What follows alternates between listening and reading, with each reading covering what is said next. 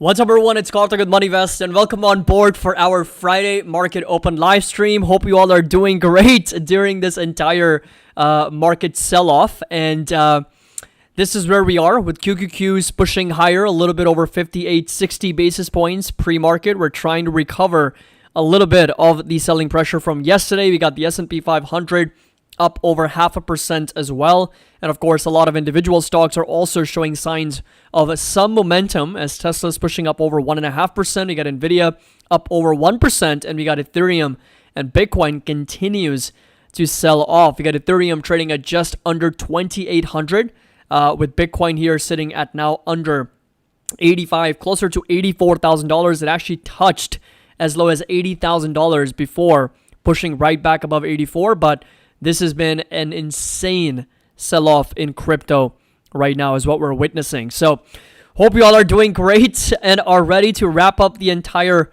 week here, because this has been a brutal week for the entire market. It's down over 2.9, almost 3%. This would be a third week. Well, last week we were slightly up 8 basis points, but the week before that, the first week of November, the markets were down over 1.6%. And then if you come over to the NASDAQ, we were down 3% the first week of November. Last week, we were down 45 basis points. This week, we're so far down about 3.5%. So this is 3 straight weeks in a row.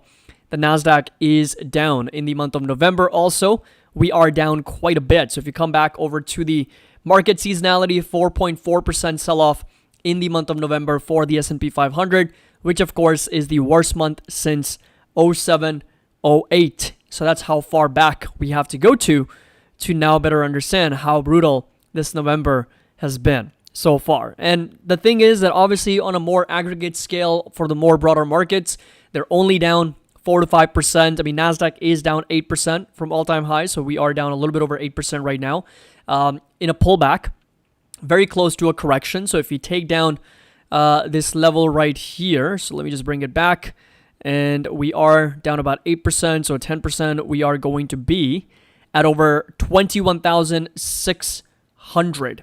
So 21,600. So if that's support level right there, if that level gets broken, right, we're kind of right above that 100 SMA right now. If that gets broken and this support level gets broken, then we are in a full-blown correction for the NASDAQ. And the S&P 500, of course, is trading below the 100 SMA, but pre-market, right now, we are gapping up a little bit. So that's where we are. Volatility continues to stay elevated. It is coming down from its highs of 27, 28. It's back down to 25, down about 4%, but it is still pretty elevated right now. So that's where we are. Good morning, everybody. Well, Kevin, thank you so much. Sending 5 MoneyVest gift memberships to 5 members. That's incredible. Thank you so much. That is very, very generous of you, Kevin. Shout out to you. Always been a great member of our community, long-standing member, one of the longest ones, and I always appreciate him. Always do. All right. Good morning to be, good morning to be alive. Good morning. What's up? Hope everyone has a fresh barf bag for the roller coaster today. Lots of buying opportunities. Looks like a dead cat bounce here. 35% sell-off in 1 month on Bitcoin. Yes, crypto is really struggling. If you come over to the monthly chart, I mean, just take a look at that candle here. 23% down in the month of November. November has been brutal for Bitcoin, and from its all-time highs, it is indeed down over 33, 34%. Ethereum is down over 28% in the month of November as well. Good morning, MoneyVest Nation. Karthik, where's the red microphone? Right? I know, right? It has to be here. I think it needs to finally get here, because we were kind of sensing that 2026 we need to bring out the red microphone, but I feel like we're already getting started. We're pre-gaming right now with this market, giving us a nice little sell-off even before the year is over. Look, this could be a setup for a year-end rally as well. We could see some very nice greens towards the end of the year, towards the close, or we could see the next 6 weeks be even more painful than what we've already experienced, right? It can go either way. A lot of that is going to be hinging on this fact of a technical analysis, as well as what the Federal Reserve decides to do, because, if you come over to the CME Fed Watch tool, Right now, there is a very high inclination towards a rate pause. But then, of course, yesterday we got the unemployment numbers for September from 2 months ago, and now we are back to a rate cut. So prior to the numbers, the markets were very much leaning towards a rate pause, but numbers came out yesterday for unemployment, 4.4% is where we're ticking up to, and now the markets are back leaning towards a rate cut, bringing the numbers down to 3.5 to 3.75%, 30.9%, so that's under 31% probability that we're going to see a rate pause. So a lot of that depends on what happens here as well as inflation, which again, we haven't gotten those numbers in a long time. And of course, the unemployment numbers as well. So all of that is really going to matter, for the market moving forward.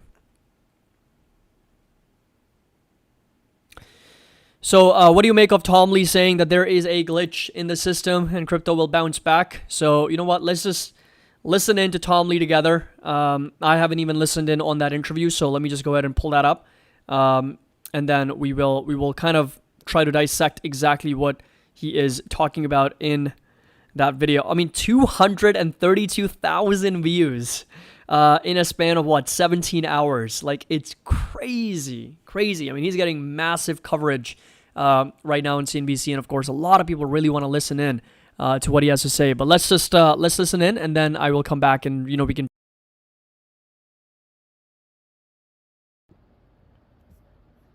Now is Fundstrat's head of research, CNBC contributor Tom Lee, also the chairman of Bitmine Immersion Technologies, an Ether treasury company. All right, so Tom, you've heard what Steve had to say.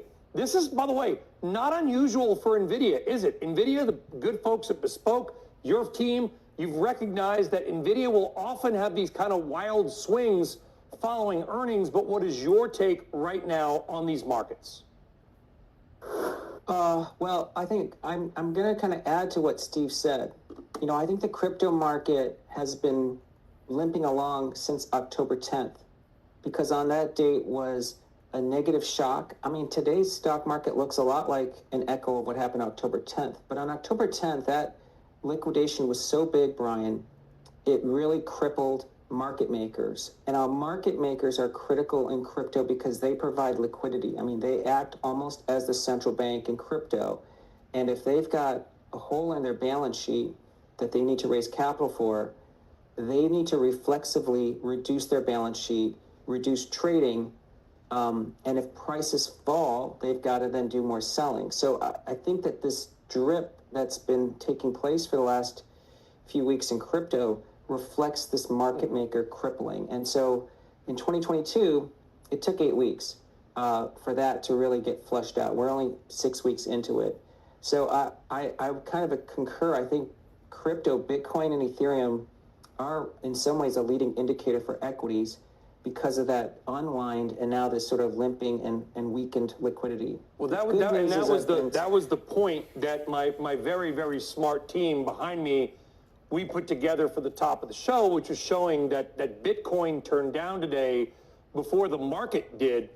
All right, take us back. So October 6th, I think it was October 6th or 7th, Bitcoin hit 125,000. Yeah, a couple days later, it was still around 120,000. Now, obviously, Bitcoin's at 86 and change. So what specifically occurred on or around October 10th that would lead us to where we are now on November 20th? Yeah.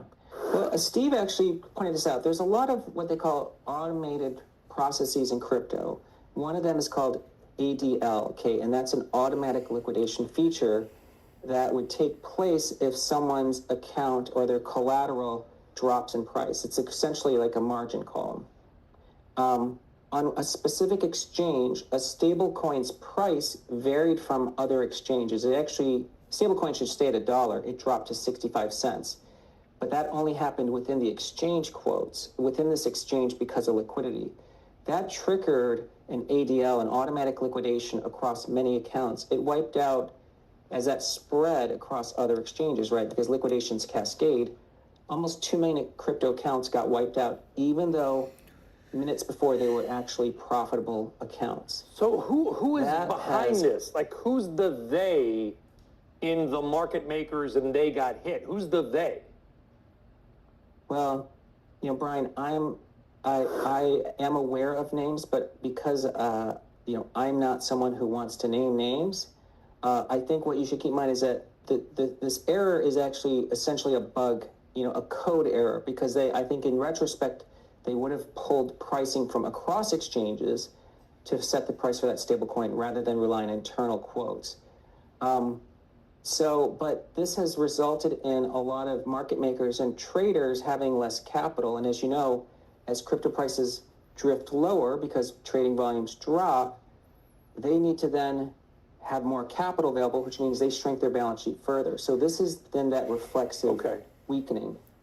I want to go back to this point, Tom. I hate the term glitch. I can't stand the term glitch because, things go down at the airport and they say, well, a glitch caused your flight to not take off. That's not a glitch.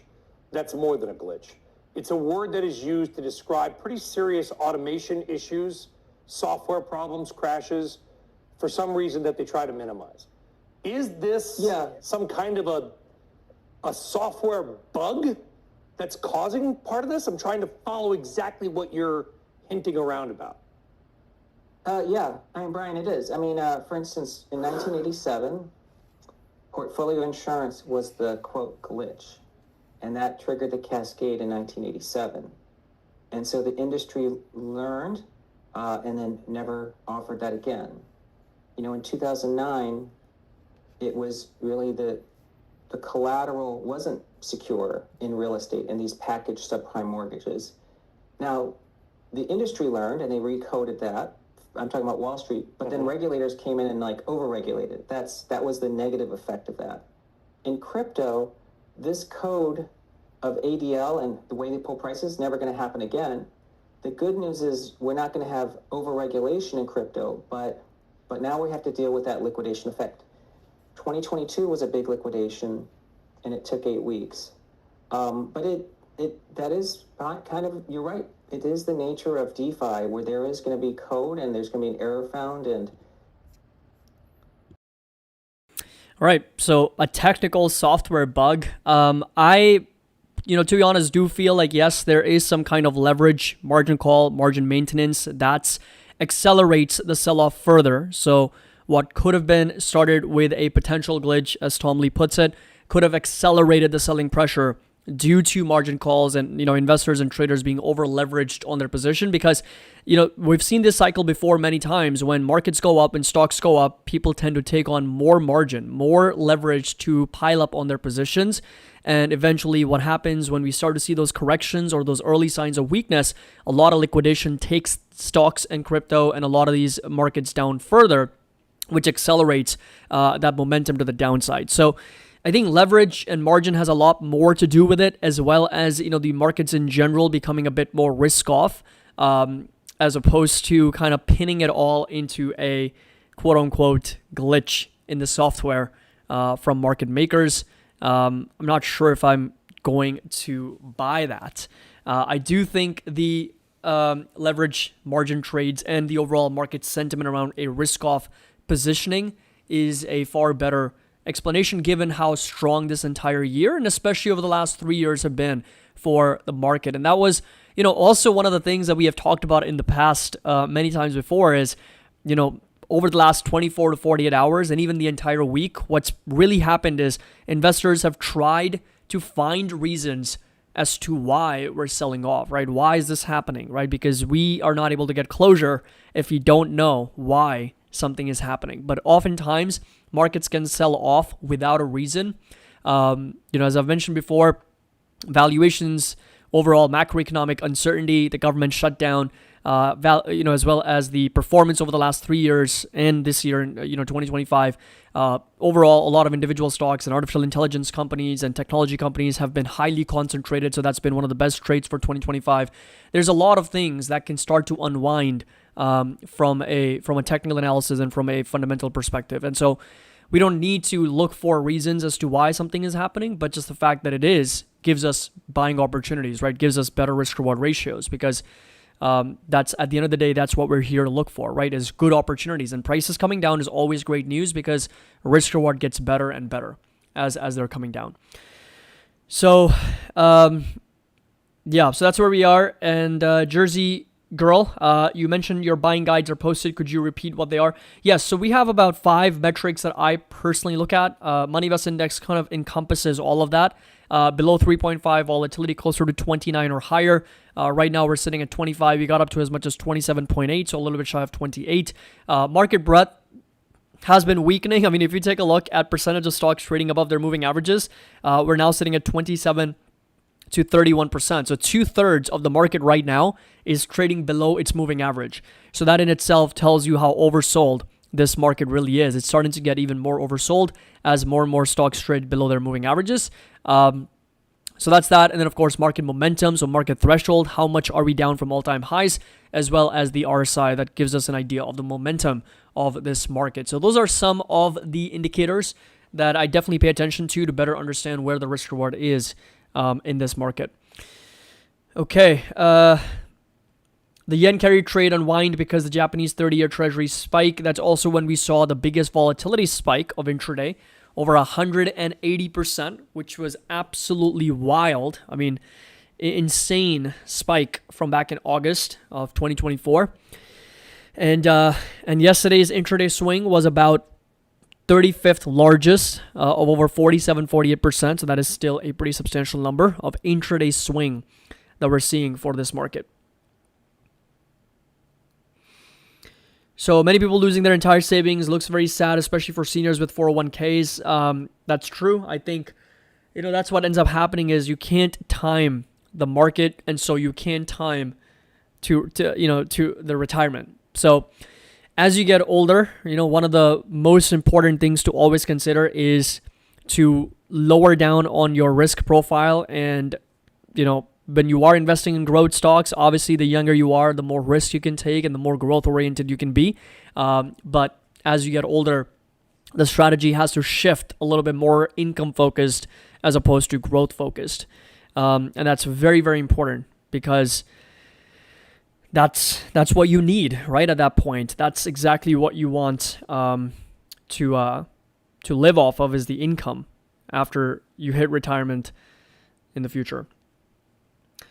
Joe Boateng, can you give support levels for HIMS at this price? Still considered heavy buying according to the shopping list. So, so HIMS has been really beaten down, right? HIMS, Oscar, a lot of these companies have just been selling off straight down the drain, breaking down below the support.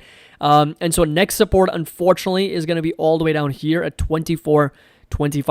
I'm going to consider to buy aggressively down here, dollar cost average a little bit, and then start selling calls immediately to then lower my cost basis further. But right now we're starting to break down below this $33, $34 level, and next support is going to be down at 24.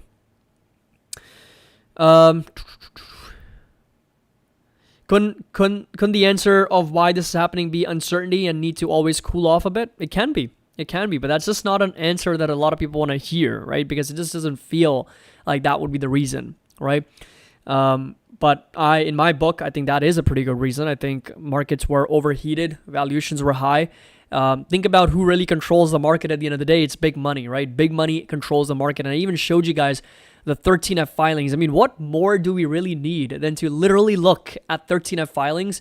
This is actual filings filed by institutional investors, the big money, and they are telling us that, look, we sold. We literally sold. Like, what else do we possibly need to better look at, what happened, in the last couple of quarters? Because it's simply profit taking, right? A lot of institutional funds taking profit because they've had a very strong year and they want to ring the register. And, it's very clear. And so that is, in my opinion, a very strong reason also.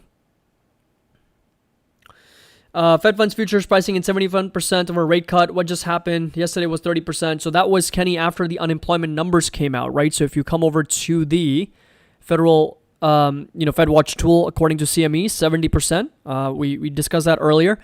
This number was pretty much leaning towards a rate pause up until the unemployment numbers came out. And then as soon as they hit, we saw an increase to 4.4% unemployment. And that is creeping up. We, in fact, hit the highest level in over 4 years. So if I show you the BLS website, if you go there, bls.gov, anybody can go and check this data. So national unemployment, Scroll down, you just hit read more, and this is the number that we're talking about. So this is 4.4 as of September, and this is the highest number since October 2021. So we are hitting the highest number in unemployment in over 4 years, which is also a pretty big deal.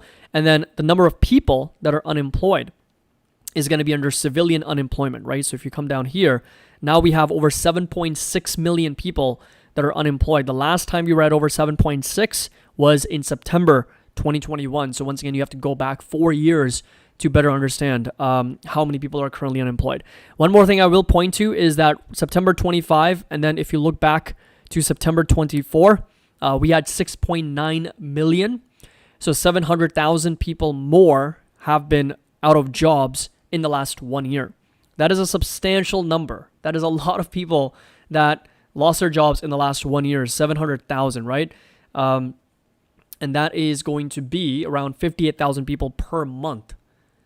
Is 50,000 people per month. That's more than one person losing a job per day in the last 1 year, from 6.9 to 7.6. And if this continues to get worse, then obviously the Federal Reserve will have no choice but to consider some aggressive rate cuts, which, as I've said before, we're going through a bit of an upgrade cycle. I do not believe the rate cuts will help the economy moving forward as they did in the past, because unemployment is going up for different reasons. It's not going up for reasons because we're struggling. It's going up because we're actually very successful with artificial intelligence, right? So with the rise of AI, with the rise of new technologies, unemployment is going up because the companies are overly successful with the use of AI. It's not because they're actually struggling. As we can see with the earnings, revenues are up, profits are up, margins are higher.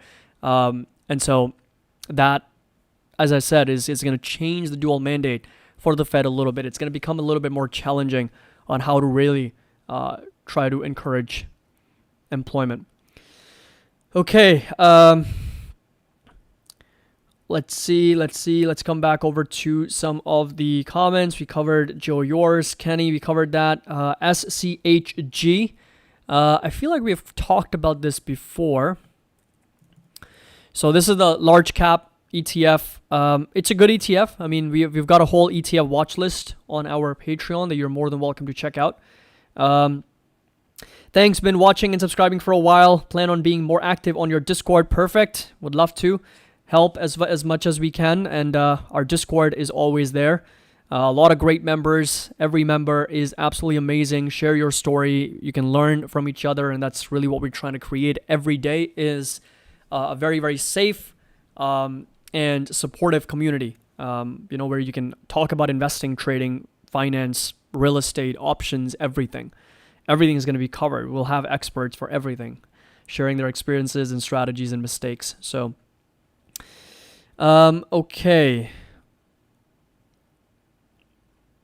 Yeah, they already did very well this year. Yeah, so I mean, for most 401ks, if they are invested in, let's say, a broad-based index fund or ETF, I mean, they're still up on the year because S&P 500 is still up, and that's exactly the whole point, right? We miss the forest for the trees, because the S&P 500 is indeed still up 10.7% year to date. So when I show you guys also my total return, it's still up, right? Because even though we have seen pretty brutal last month, overall gains are still higher. So when in doubt, always zoom out, because that will give you a much better idea on where we have been and where we're going. So this is the monthly chart of the S&P 500. And if I zoom all the way back out, can you even see the dip that we're experiencing right now? You can't. You can't even see. You're probably like, aren't we just at all-time highs? We're all the way up here. And you can't even see it. But when in doubt, always zoom out to better get an idea of the entire market.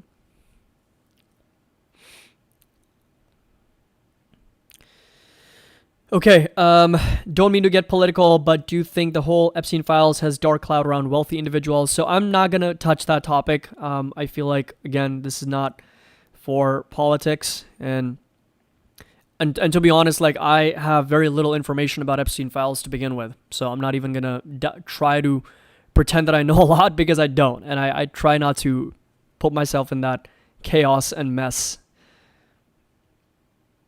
Is SoFi and Meta good buy at these prices? So Meta is, in my opinion, I definitely like Meta here. These prices have been picking up slowly and steadily, 5 shares here and there, building a position. It's right at that 100 SMA on the weekly. And even on a daily time frame, it's trading right at that support, 590. And if it does break down, 550 is going to be that next level to pick up more shares for myself. And then, of course, looking at SoFi, it's also starting to break down. We're coming down to that support, very nice, around $24, $25. So both of them, in my opinion, are pretty good value for money right now.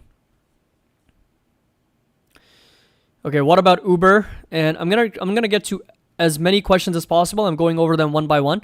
So if I do miss your question or if I skip over it, please feel free to type it once again, and then I'll come back to it. So Uber, huge sell-off, 6.8%. We got a very strong support at around $82, $83. This has been sort of brewing for Uber for a little while because we've been making this lower high and lower low pattern, a little bit of a falling wedge, and then we completely took out this support at $90, $91, and that is going to be that support level to watch now at $82.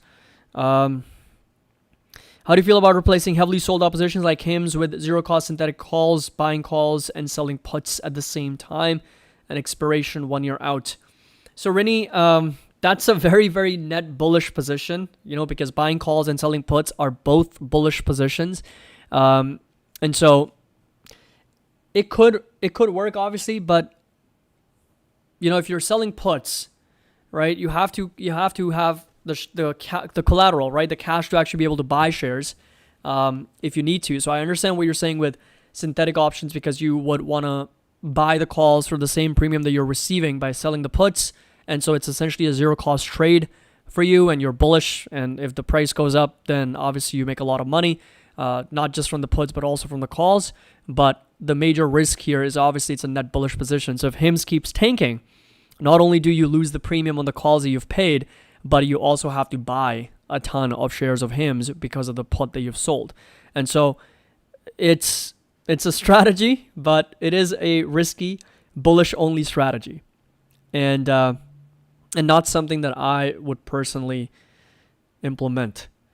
I'm thinking of another sell-off in January as more profit-taking occurs. Yes, it's possible that January we see some selling pressure to push off all the taxable gains to the next year, and not for this year. And yeah, so that is something that is a possibility in January as well. Tomley said 77,000 for Bitcoin is the bottom. What's your take? So coming over to Bitcoin here, we've got a pretty strong support, I would say. Look, nobody can call the bottom, right? That's one thing that everybody needs to just kind of take it out of their heads and just forget about bottoms and tops. Like we don't even talk about bottom and tops ever, because to be very honest, nobody has any clue where the markets are going to bottom and where the market top is. All we are really trying to understand and analyze at the end of the day is where the risk reward is so great that you just can't pass up on that deal. That's what it is. You're never going to catch the bottom or the top price. It's just impossible. And we can try to predict, but we will never be right, at least not consistently. And so our job at the end of the day, like I said, becomes very simple when you're simply evaluating the risk reward. And so for Bitcoin, if you are a big believer in Bitcoin, you're like, okay, this is the future. I like Bitcoin, and you want to allocate a little bit, let's say a small percentage of your portfolio in crypto. Risk reward has already improved a lot after the 30% sell-off. Risk reward is much better now than it was, let's say, 1 month ago, or when it was trading at all-time highs, right? So 125 was the all-time high. And if it does sell off further, I would watch 77, yes, all the way down to $70,000. And that would only mean that the risk reward is getting even better, and we are very oversold. Okay, let's see. Will Meta go low from here? Again, nobody has any clue. As I said, nobody knows. I can identify very strong support levels. So 585, 590, very good support there. If it breaks down, then 545, 550 is possible for Meta.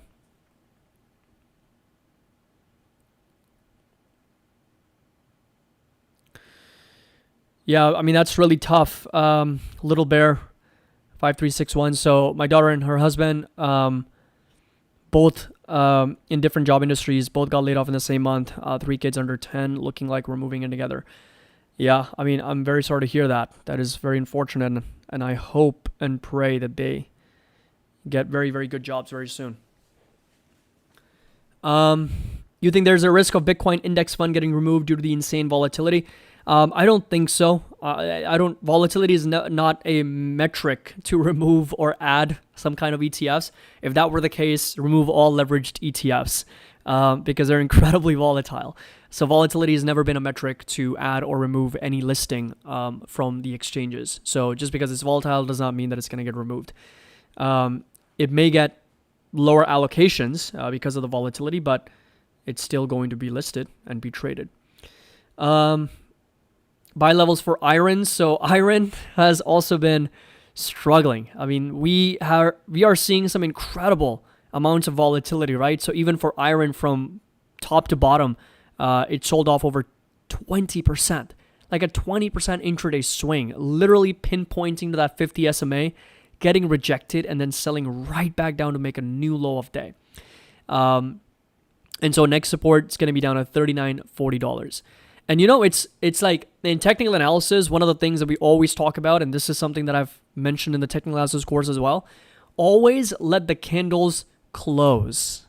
Always let the candles close. Now it's up to you whether you're watching the 1 second candle or the 1 month candle, but always let the candles close, because what happens is a lot of people get trapped before the candles close.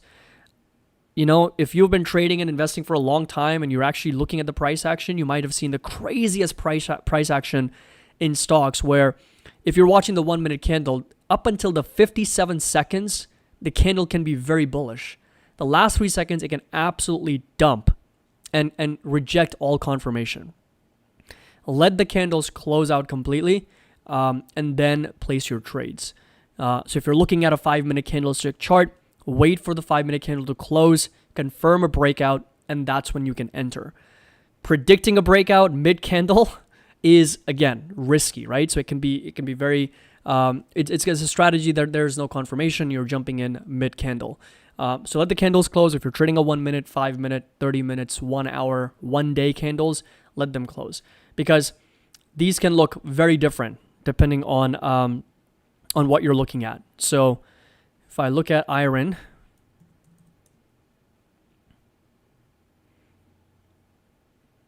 so I'm going to go over to the daily.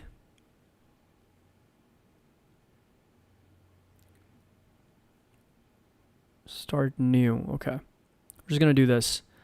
So I'm going to remove all of it. And if you play, okay, it just shows me that, but I can edit those settings. But at one point, this candle was very green. This was very, very green.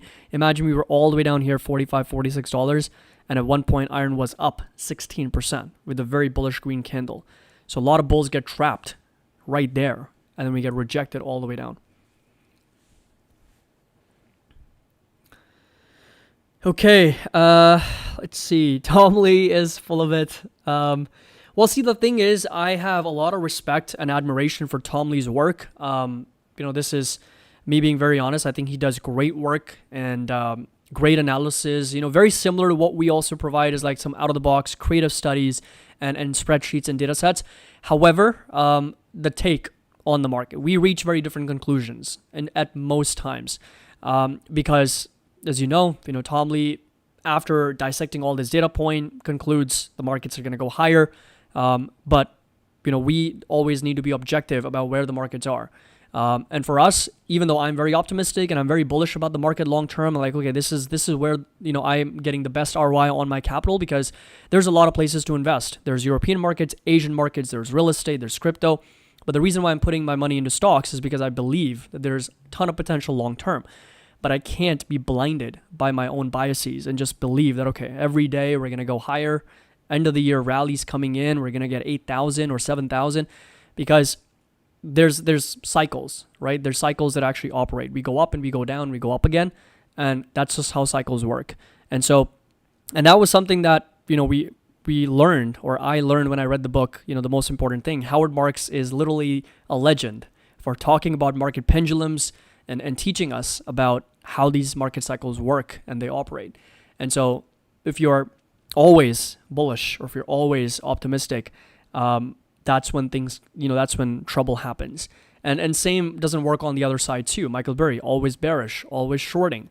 So his overall performance is also not great. So in my view, net bullish, net long, very optimistic, with a very strong hint of objectivity and also understanding where we are in the overall market. So, okay. Our Discord community is absolute fire. Should have joined earlier. Thank you so much for that. I really appreciate it. For everybody who wants to join, feel free. The link's going to be there. House M. I'm about to purchase a one bet in Dubai, and after recent economy news, I'm considering waiting, especially since the Dubai real estate market is historically sensitive to the economy. Thoughts? I just feel like there's opportunities at, when you look at real estate, for example, here, or even in the US, it's a longer moving cycle, right? Stocks are more liquid, right? Stocks you can trade every day. Real estate, you don't trade like it's stocks, right? Liquidity is low, and hence the cycle for prices going up and down is longer than for stocks. So, when it comes to real estate, waiting can make you wait for a very long time because of those cycles being longer. However, my strategy has been to find deals regardless of what the market environment is.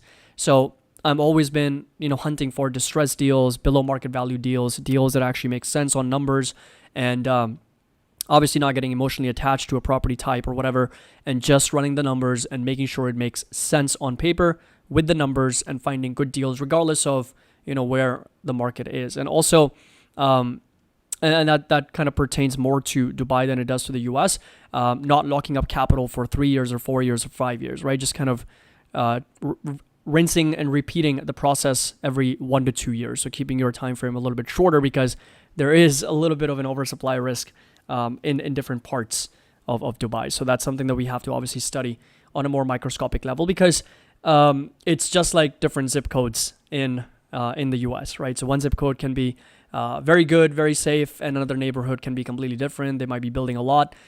So that's what we have to study here in Dubai as well. Okay, all right. Market's about to open in about a few minutes here. Hope you all are doing great and are ready for this market. What are we thinking? Are we going to see some kind of momentum, or is this going to fade like it did yesterday and this entire week? And are we going to close red on the day? So where are we going to close on the day is the question for all of you. So let's just do a very quick poll. Markets today, we'll do green and red, and let's see. And I have a little bit of a prediction here that I think it's possible that we might see more red than green in this poll. I'd be surprised if it's actually pretty split. My fingers are itchy on the trade button. Yeah, that take is why MoneyVest Discord is the best out there. Thank you so much, Mike. I really appreciate that. Calm, rational, data-based interpretations on the market. And that's really what we try to focus on, is statistics, numbers, data, to better guide our decision-making and not really worry too much about what's going on. Politics, geopolitics, all the crazy stuff that happens. Warren Buffett predicts the top every time. No, he doesn't. Not once have I ever heard Howard Marks or Peter Lynch or Warren Buffett come out and make a prediction about where they think the S&P is going to go, or where they think the markets are going to top or bottom. Not once. Bring me one interview that has a prediction of the S&P 500 by any of these three folks.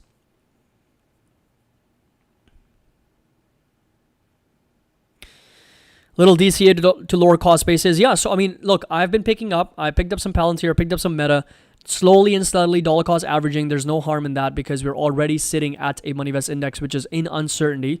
So we're under 2.8 right now is for the S&P 500, and 2.68 is for the NASDAQ 100. So we're already in uncertainty. If it dips below 2.5, we're going to be, for the first time in a long time, back in the green zone, which is going to be fear or panic. And so we're already there. Volatility is high. We're in the 75th, 80th percentile. If I bring you over to the spreadsheet, VIX summary, we are in the 82nd percentile, as you can see. Still normal because my threshold is a little bit higher. 29 or higher is where my threshold is right there, because that's when we're going to be at the 90th percentile. But yes, it's that market environment where you can start a little bit slowly and steadily. You can start to look into individual stocks and ETFs and indexes that you have been putting on your watch list, right? Mercado Libre is now under 1900, so incredible amounts of selling pressure coming in for Melly, down over 8.5% yesterday, under $1,900, very strong support. That's where it's been sitting, at 1890. That's going to be that support level.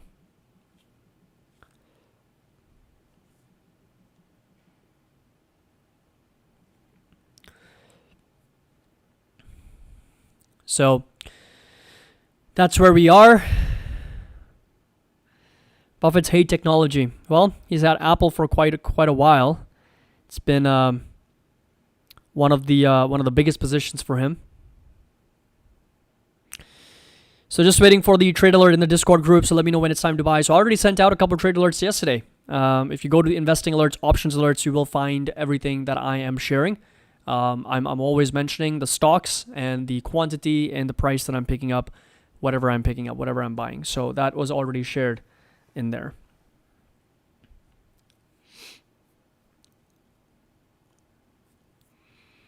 On the weekly chart, S&P, NASDAQ are both at the 20 moving average as well.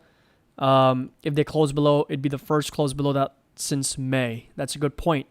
On the weekly time frame, we are at the 20. Just going to update that to 20.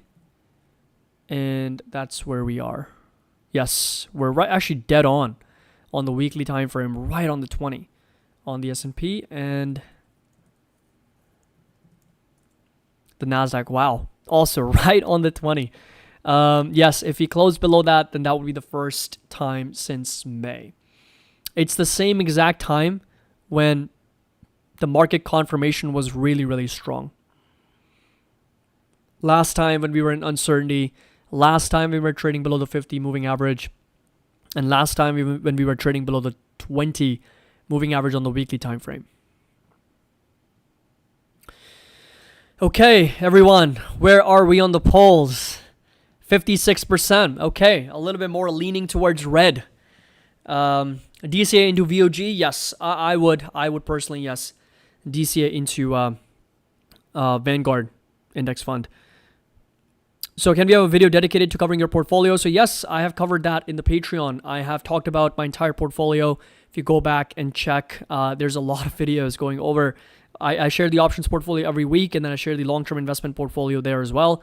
So those videos are going to be there. And again, the long-term is not as frequent because it's a buy and hold portfolio, so I'm not making a lot of changes. So obviously less frequent updates, but the options one I'm sharing every single week there with everything that I have: stocks, performance, gains, losses, cost basis, positions, everything. All right, everyone. So markets are open. We are open for the last day of the week. This week has been brutal. This month so far has been pretty bad for the markets. Bitcoin continues to plummet. So does Ethereum. And volatility is sitting at just over 25 right now. So QQQ is up over 0.5%. We'll see if the buyers indeed step in, or if this is going to be Thursday 2.0, where we gap up and then we see this intraday selling pressure to bring us back down. But Nvidia slightly higher, Tesla slightly up 1.4%, trading back up to over $400. And I wish you all a fantastic day and a very good weekend as well. Link's going to be down below. Again, if you are interested in joining, we've got the Thanksgiving sale, the Black Friday sale ongoing for a 40% annual discount. It's going to be available until Thanksgiving is over. So again, link's going to be down below if you're interested in joining us. Real-time trade alerts, members-only videos, educational material, and I also want to mention the mobile version is also going to be launched for the MoneyVest website. So we're going to be launching the brand new version, which is this right here in front of me, and the mobile version as well. So you can access the MoneyVest website on your phone moving forward. So you can check out all the MoneyVest index and all the different dashboards on the go. Thank you so much. Happy investing. Have a great weekend. I'll see you all in the next